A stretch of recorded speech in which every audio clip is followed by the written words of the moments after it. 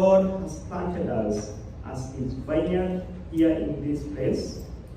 He has entrusted us with his mission, and like a good farmer, God has invested deeply in us, not with disappointment, but with a lot of hope.